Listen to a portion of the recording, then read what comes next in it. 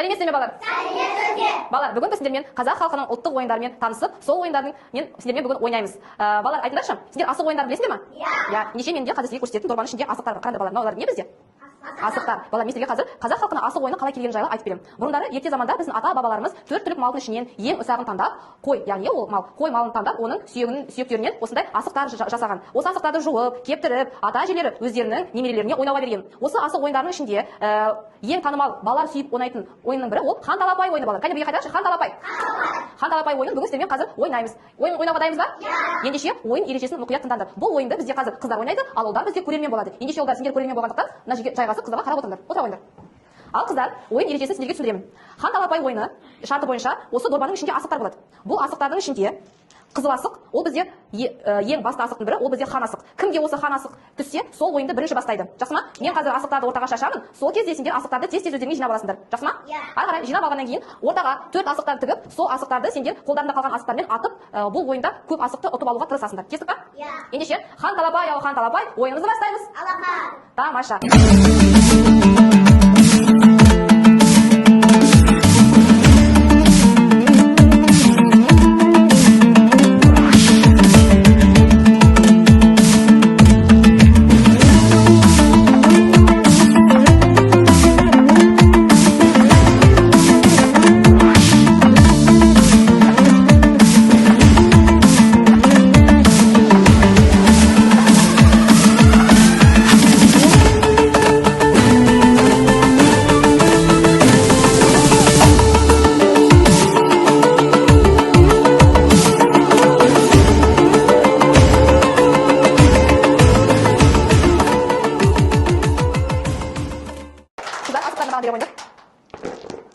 Ал енді балалар, ұлдар сендермен ары қарай ұлттық ойындарды өткізіп таныстыратын Мади Серікұлы.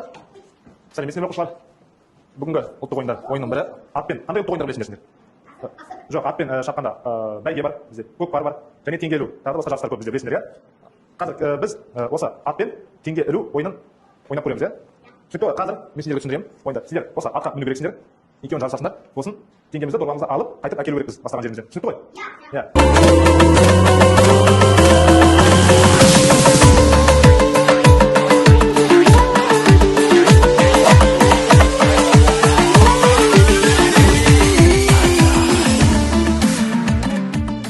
Сендерге бүгін көптен көп рахмет. Бүгін сіздермен қазақтың екі ұлттық ойынын ойнадық. Бірінші ойын аты хан талапай, қайталайық.